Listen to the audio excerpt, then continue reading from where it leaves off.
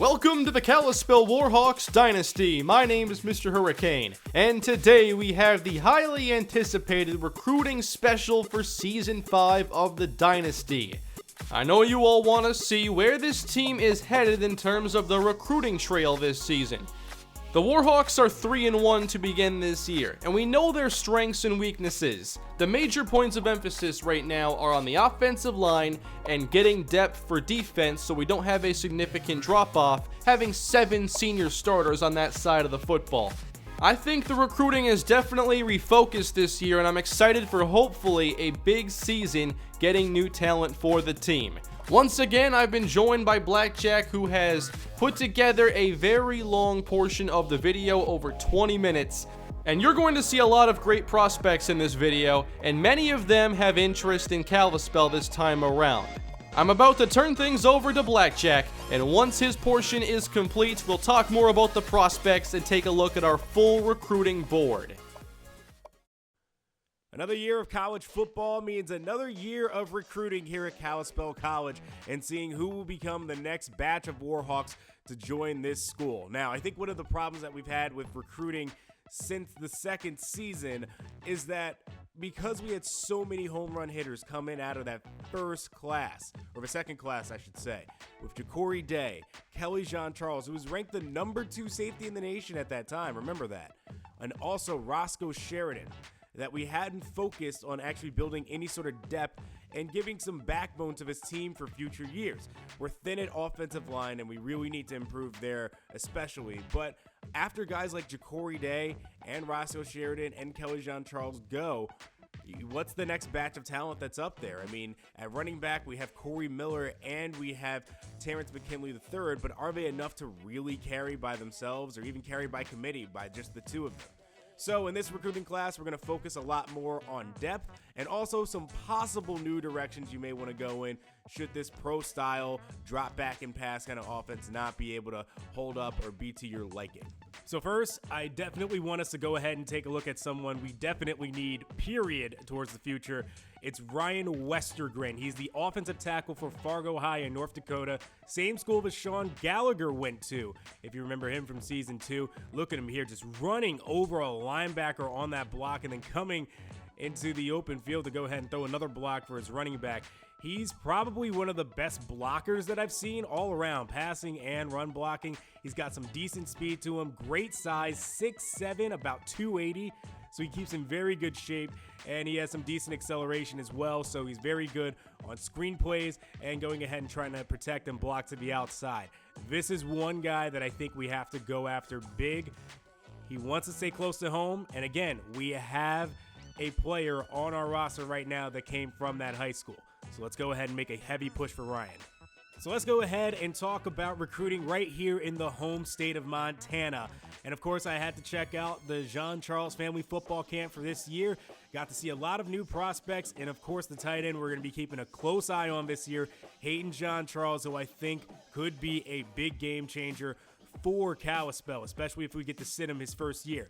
Now, the big problem that we had last year in terms of recruiting Sidney Jean-Charles was that it turned out his brother's playing time there was actually a big factor, and seeing Kelly Jean-Charles possibly getting shafted a bit in that lineup had a bit of an effect on how Sidney felt his chances would be there, and that's why he ended up kind of taking the edge out to Minnesota. Also, the recruiting of Justin Colbert didn't help either, but there's a new quarterback there that Remy Jean-Charles is training. He is a half Korean, half American kid, Sun Ho Kwak. Father born in Korea, mother born in Seattle. They moved over to Montana to start and open a Korean barbecue shop. And ever since then, he's come here, seen Kalispell football, and wanted to be a quarterback. The guy who inspired him, Marquise Walker, and he plays a little bit like him. They play a nice spread option offense there at Kalispell High. Maybe he could be the future QB a few years down the road. Got a lot of speed, just got to work on the arm strength. And the size, of course, is going to be the problem. As in one of the shots there, you saw a ball being batted down to the line of scrimmage. But we'll be keeping an eye on him and what possible future he could have at Kalispell. The other new guy in there for the Jean-Charles Family Football Camp, a guy by the name of Antoine Knightley. He goes and wears number 47 in honor of Andrei Kirilenko, the AK-47, if you will, which is what he likes to go by. Big frame, new guy to the program there at Kalispell. He is 6'3", 210, used to play basketball, and now using that big frame on the football field. Remy is going to do his best to try to shape him into a nice, big, physical receiver who can go up, get jump balls, but it's still a work in progress with him. But the completed progress of Hayden Jean-Charles seems to definitely be showing in what he's done this year in high school. So here's a play here that I want you to take an eye out here. Simple little play action, throw to the outside here from Sungho Kwok to Antoine Knightley. But look at Hayden Jean-Charles here on this play. From his tight end position, going ahead and just fighting away a defensive end to keep his quarterback safe. Watch here again, another play where it's all about what Hayden does. Look at him pull there late to make a second block to go ahead and give Kwok the lane to go ahead and use all of his speed. Look, taking out the linebacker from that play, making another block.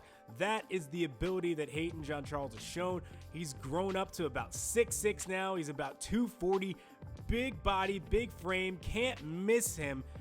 And he's a huge impact not only in the passing game, but also the blocking game here. Watch him in the receiving game. Look at how many guys it takes for him to bring him down. Showing great route running ability here as he runs a nice little in and out. And then you can run nice little underneath patterns for him to go ahead at the goal line. And all he has to do is just box out with that big frame of his, and he'll make the catch. Looking him at the sideline, working the sideline, good footwork, making sure to keep his feet in bounds and make the catch. And then, of course, if you are a Jean-Charles product, you have to be able to know how to throw the football. He's got a little bit of versatility everywhere, and I think that he can definitely be a big game changer here at Kalispell. And I think that he's not looking at anything that has happened recruiting-wise with the family. His father has kind of given him the okay to, hey, if this is where you want to go, you go there, you make your time there. And we've seen what we can do with guys like Donnie Castillo. I can't wait to see what you can do with a playmaker like Hayden in your hands. You also got to take a look at the prospects out there at Billings High. We've seen a lot of good prospects out of there, like a Monte Jones and a prospect that we mixed out on, Brock Oxendine, who now will be having to worry about every year at Wyoming for the next 3 years. But I like their guard there that they have at right guard. His name is Clay Hutchinson. I think that he could be a nice fit into our offensive line. Give us some depth. I don't know when someone like him would be playing. Maybe you give him about 2 or 3 years to kind of sit and learn, and then he becomes a starter on that offensive line down the road. We've also got to talk about Shane Monson, the outside linebacker for Billings. Great name, and he's also great in zone coverage. That's where he really kind of shines for me and where I really like him. He's got some decent speed to him as well, but I've seen him do a great job doing things like covering tight ends, covering slot receivers at times as well. I don't think he has fantastic speed, but he's got enough to go ahead and make plays out there for you in coverage. As you see here, nearly gets a pick six as he picks this one off in the flats and tries to take it all the way back as he's brought down at about the 5-yard line. I also like him using a bit of blitz as he can go ahead and create coverage sacks. And if you send him in as a rusher too, I think he does a great job bringing down guys in the backfield, and is a solid overall tackler, can get some pressure for you. So Shane Monson, definitely one that I like, and that's a winnable battle for us as well. So let's go ahead and go heavy at him and improve that linebacking core. Now, this is where things get a little bit more interesting, because I don't necessarily think we need to recruit at this position, but I mean, this is potential game-breaking ability again, and I think that when opportunities like that present themselves, it's time to go ahead and take a shot. So I got to actually see the #1 wide receiver in the nation. Usually every year I get to see him one way or another. His name is Gervais Callahan, but it's the quarterback there that I really like, Dustin Payment.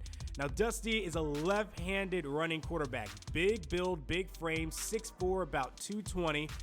Doesn't run like Bo Lee, where Bo Lee's going to run guys over, but it's very hard to bring down someone like Dustin Payment.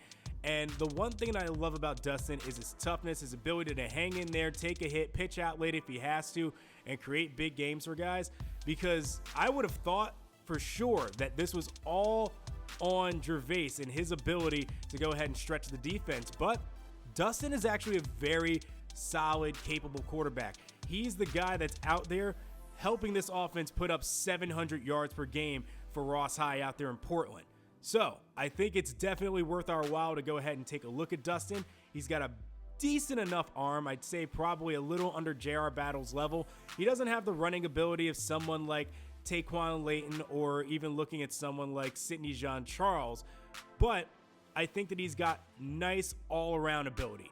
A decent arm, got to work a little bit on his accuracy, and he's got enough speed and a big enough frame where I think he can take a lot of punishment if you want to run with him. But again, the big thing that really stands out for me with Dusty is just the ability for him to do so much on his own and really kind of carry a team. Again, he is a big reason why this team puts up so many points and so many yards on offense, because there's so much to design around him. You can run a spread option attack. You can go ahead and do a lot of read option with them. You can roll them out, throw with them. And there's so much there that you have to respect. And that sort of ability to make teams kind of respect what you can do is what can make up for the fact that you have a weak offensive line, or that you may not necessarily have all the weapons in front of you right now. Now, I don't think Dustin is someone that you can start right away, like a Taquan Layton, who I was really a huge fan of and probably should be starting at FSU fairly soon. But Dusty's the kind of guy that I think you let him sit for about 2 years and he's your productive quarterback for that team, and that he's set to go. There's some pro potential in him. I like the build, but we'll have to see. But yes, don't let my love of Dustin Payment blur the fact that he is also playing with one of the best receivers in the nation, Gervais Callahan. He's got fantastic hands, great footwork down the sideline. He's actually a two-way player there at Ross High. Not only does he play receiver, he also plays cornerback. And again, with Gervais, it's all about the route running and his ability after the catch. And this isn't a guy that I think we're necessarily going to get, but just look at how smooth he kind of glides on the field there. The double move and then turning around in the opposite direction so that he can go ahead and get off that catch and then go ahead and steam straight up field about 50 yards. He already had his man beat. Not much else that he had to do. Look at him here on defense from his corner position, going ahead and making tackles, staying with his man, coming up again, making another tackle here as he gets off of his man to go ahead and make the stop. He's got great vision, great eyes, and he may end up playing both ways at the next level as well. Now, granted, again, I don't think we necessarily have a shot at him. It's really Dustin Payment that I wanted to look at here, but still, can't deny talent like that and not know where he's going in the future. Let's go a state north from Oregon, going up to Washington, and this time we're not going to Spokane. We're actually going to go to Tacoma and go ahead and look at two prospects there. The first one, the right guard for the Tacoma Titans, it's Samuel Burgess. He's a big guy at 6'5", 300 some odd pounds, very good in pass protection. Very big frame, not very quick, so I'm a little skeptical of him as a run blocker, and that's why I like Westergren a lot more as a complete offensive lineman. But in pass protection, I love what I see from Samuel, and I think that he could definitely be a starter 2 years down the road. The second prospect I'm really excited for there at Tacoma, Leo Thorne. Outside linebacker, 6'4", an amazing first quick step for him. He's got such great quickness, and it's all not straight line speed. It's just all about that first step that he can get to go ahead and get to the quarterback. It's how he keeps up with tight ends whenever he's got to cover them out in coverage. He's got great speed, and I think that first step is what's really, really critical for him. I think he has to become a better tackler towards the future, but if he can get pressure to the quarterback and that speed is enough to make the difference, I think you take a few risks in the early years with him as a rusher and then try to make him more complete down the line. If we're able to go ahead and kind of sell him that we're close enough to home and that there's security here at the head coaching position at least, I think Leo Thorne is someone that we can not only absolutely get, but we can be a huge, huge game changer for us on defense down the line. Now, I'm not all too sure about the wide receiver situation right now at Kalispell, but there was one guy that I did get to see in the Tacoma games that I really actually liked from Walla Walla, Washington. It's Max Schlitzer. So wide receiver there at Walla Walla. He's actually the second receiver there, but I really like a lot of his toughness, especially getting catches over the middle and then being able to make plays afterwards. He's not the fastest guy on the field, but he can break tackles, get himself a little loose, and that's really all you need. I think the route running is there. I think his ability to catch is mostly there. Drops a few easy ones at times, but he can be a tough guy over the middle, and I think at least from a slot standpoint, he's a guy that can be very useful to this offense. Let's go out to the Rockies in Boulder, Colorado, back at the high school of Roscoe Sheridan. It's Boulder High, and we're taking a look here at Eric Velasquez, the corner there at Boulder.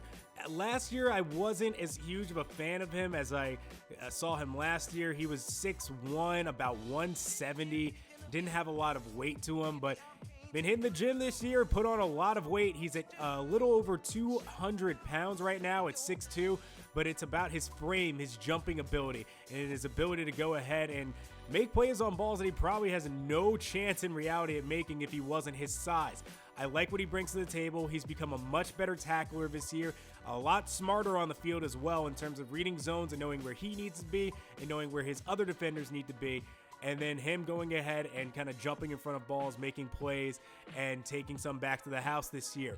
Really like him. I think he's a guy who can be physical, jam receivers at the line, and can tackle. So definitely someone that we got to work with, but I think in about like 3 years, if we sit him, have him come in as a redshirt sophomore, he can be a big playmaker on defense for us. Out to the Golden State in California. Not my favorite defensive tackle on the recruits that I'll be giving a look at here, but definitely one of the better defensive tackles in the nation in Antoine Jordan, a guy who just clogs up a lot of space there, commands a lot of double teams, and I think is a possible get for us. So I wanted to at least give some time to at least take a look at him. His ability to go ahead and swim past guys using a lot of power in his big frame and size to clog up holes. That's a guy that where if we get him on board can open up a lot of gaps and spaces for linebackers to go ahead and shoot through. And maybe we can start running some 5 to 6 man blitzes and allow the secondary to just kind of do their job if Antoine there is up at front commanding the line. I also got to take a look at one of the best linebackers in the nation, middle linebacker Chase Spithill for Our Lady of the Valley, same high school as Centarius Phillips and Jesse Heikkinen, and got to look at his brother at running back. Not quite blown away with his brother, who's a sophomore right now, but maybe a running back we can look at towards the future, since there really is no answer right now for someone like Roscoe Sheridan, and I don't see that playmaking ability coming anytime soon, at least on my recruiting radar. But Chase Spithill, definitely one of the best in the nation. Not sure if we can really take a look at him, but he's available, so I figured, hey, take your shots while you can. I wanted to take another look at the state of Ohio and try to really narrow down and try to get after prospects there. I wanted to take a look at Matt Bergstrom from Xavier Bozeman's old high school. They have some very interesting juniors coming up on the defensive and offensive line, as well as some over there at Hartsville Prep. But Matt Bergstrom was a big prospect out of both schools coming out this year, and unfortunately we won't have a shot at him as he wants to stay close to home. But he's a very, very big prospect, the number 2 free safety in America, much like Kelly Jean Charles was. He's got a lot of range, a little shorter than Kelly Jean Charles, but he's a much bigger hitter than KJC, and was one I thought we could definitely bring in, especially look here on this play. Running back tries to juke him out on this play, but watch Bergstrom stay at home and leveled him on that play. Unfortunately, the running back had to go out with a concussion for the rest of the game, but that shows you some of the hitting ability and how strong of a player Matt Bergstrom will be. Best of luck wherever he goes. We will be back in Ohio next year, hopefully to go after some of the linemen there at the high school. Last but not least in my travels, I had to go out to Florida again, over by the Gulf, to go ahead and look at some more talent. And this year, there's actually a speedy acquisition that I think we have a very great shot at. He's not Sharquez Towns, but he did come from that high school, same high school as Terrence McKinley III.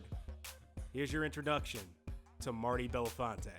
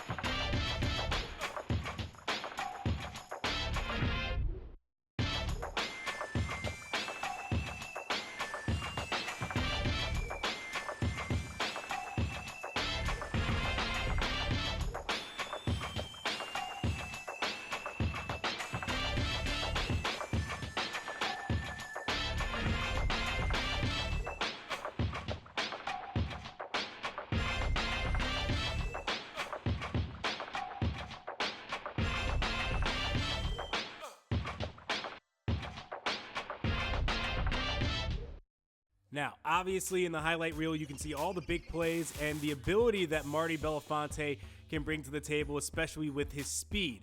That's what I like about him when he can get out to the perimeter. The problem is that I don't see him as an every down back.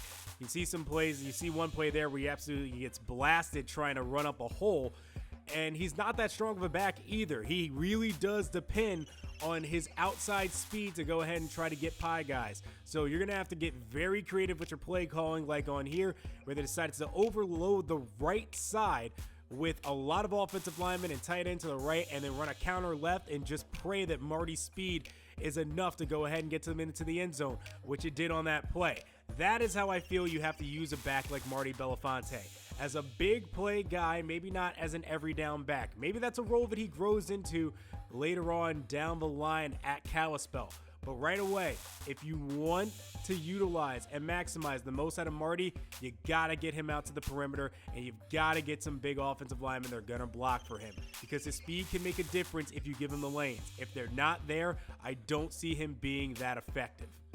There is a freak athlete down there at Florida, though, at defensive tackle that I really want us to go heavily at, and I think can be a big contributor on the defensive line.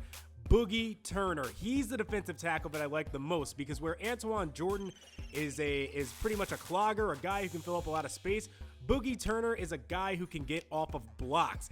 That freakish athletic frame of his, he's a bit of a gym warrior as well, and he has the 6'5" size, but he's a little undersized at defensive tackle, but he can finesse and power away from guys. He can get off of his blocks, get after quarterbacks, get after running backs. He's effective in both stopping the run and getting effective pass rush.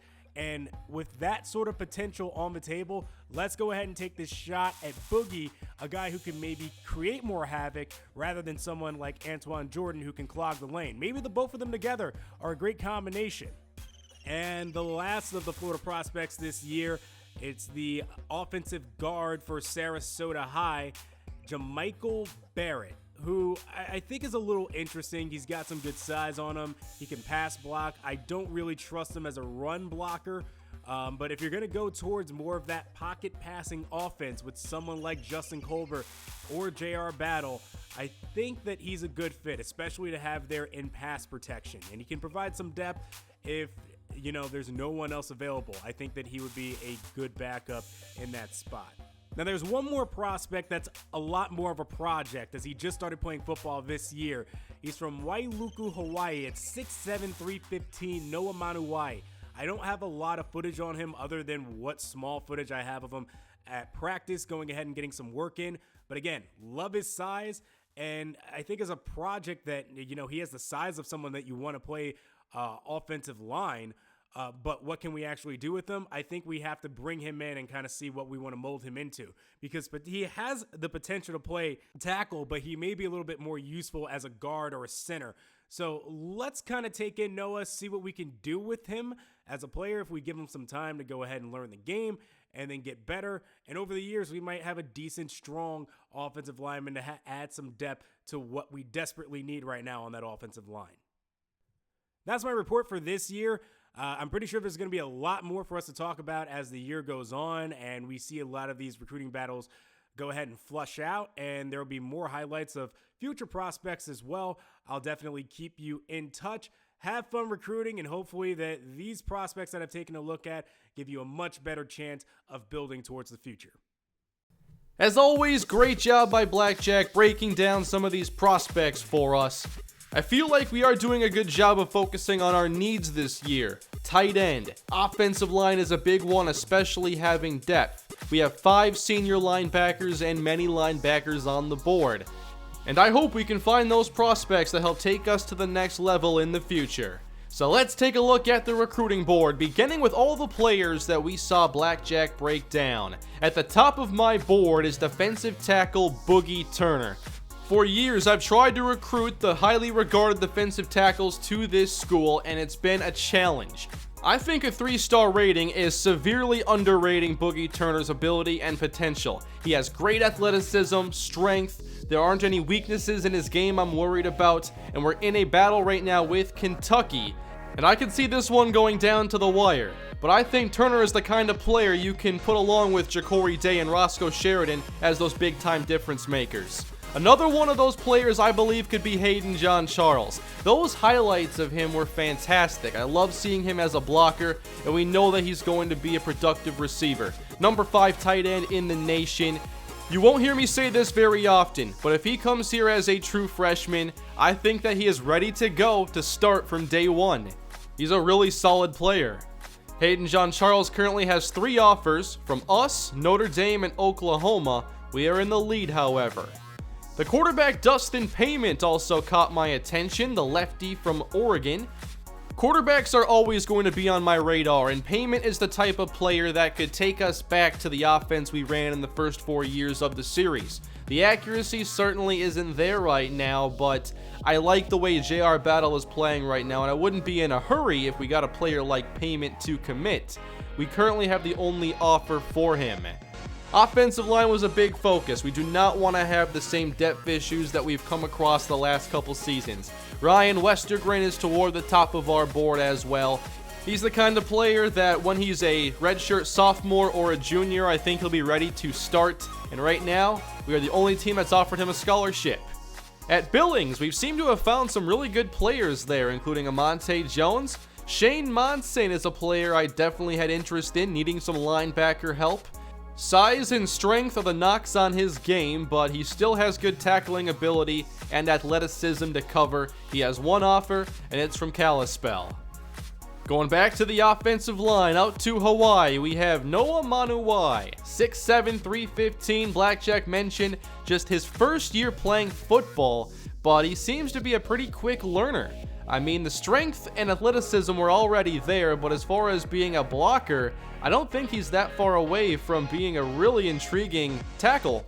And I love seeing not many teams want to compete in these battles at positions we desperately need players. Marty Belafonte got the highlight reel treatment this time around, and his big playability is something we could use coming out of the backfield. Now, he's definitely no Sharquez Towns, but he's proven to be an effective home run hitter, and that's going to be his game. He's not a strong running back that's going to break a lot of tackles, but when your strengths are that impressive, roles will be found for players like Belafonte, and his speed could be a game changer. There isn't a lot of interest in him right now, so we'll see where this goes, but we have the only offer for him. Going back to Washington, we have Leo Thorne, the 6'4", 205-pound linebacker, another athlete that I think is underrated, only being a 2-star prospect. He's a great athlete, and I love to see what that leaping ability and that athletic range with that 6'4" frame could do. That sounds like a nightmare for opposing quarterbacks. 1 offer for Thorne from Kalispell. And then there's Clay Hutchinson, also from Billings, Montana, and I'm expecting him to be the first commit of this year's recruiting class. Hutchinson has favored us the entire way. He's extremely strong, and I think after a little refinement, he has sky-high potential at guard. He's going to be visiting us in our next game against UNLV, and I think that could seal the deal. As far as the recruits looking elsewhere, there's number 1 wideout Gervais Callahan, who is currently favoring Northwestern. That would be a tremendous pickup for them. LSU is also in the race. Chase Spithill is getting interest from Alabama, USC, Nebraska, and LSU. That's not where we're going to win many battles. Samuel Burgess was a player I liked a lot, but LSU has kind of jumped out in front there. And then there was Antoine Jordan, another defensive tackle that really didn't have much interest in Kalispell. He's favoring Cal.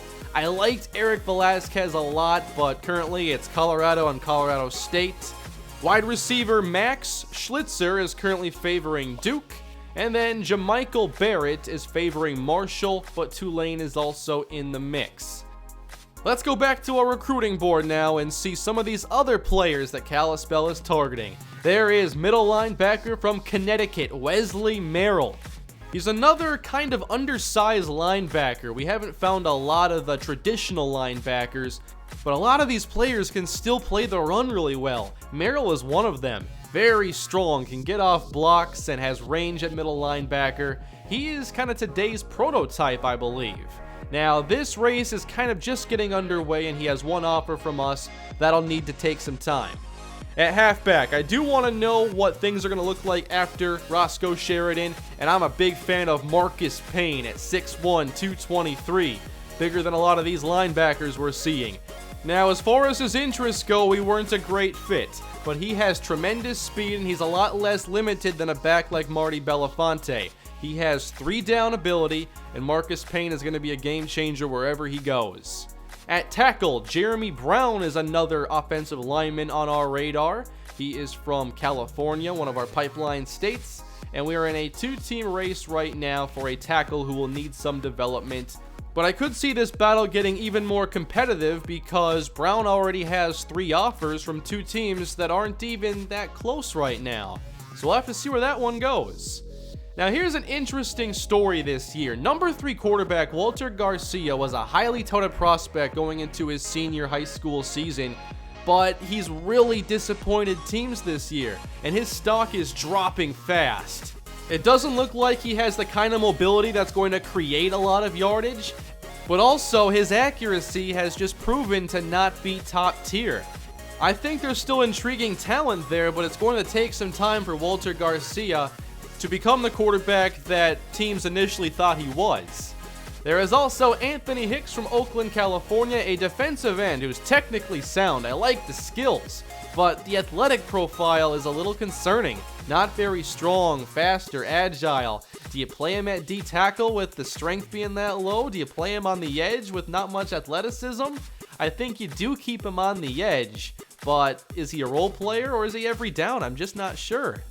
We do need some tight end depth, having only 2 on the roster right now, so Reggie Jackson is one of our top 15 players, and Jackson has a pretty balanced skill set. He won't wow you in any area, but we do need to get some tight end depth on this team.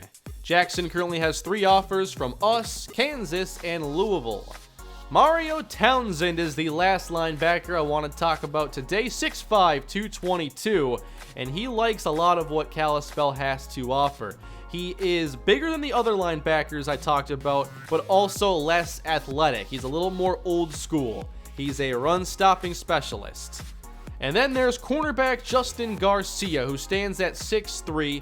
It seems we are a great fit for what he's looking for, but I think that he would make a better safety than a corner. He's just not very good in man-to-man coverage, but I think that if we move him to safety and let him develop there, that he could turn into an impressive player. The last player we are breaking down today is wide receiver Justin Payne. He is a very polished route runner, and we do need more possession receivers building up our receiving depth. So those are the players we are focused on right now when it comes to Kalispell recruiting in year 5. I like the top of this board a lot with Turner, Merrill, Hayden John Charles, Marcus Payne. There are many potential difference makers there. And coming off a season with maybe the least interesting recruiting class of the series, I think that we're in for a big turnaround this year.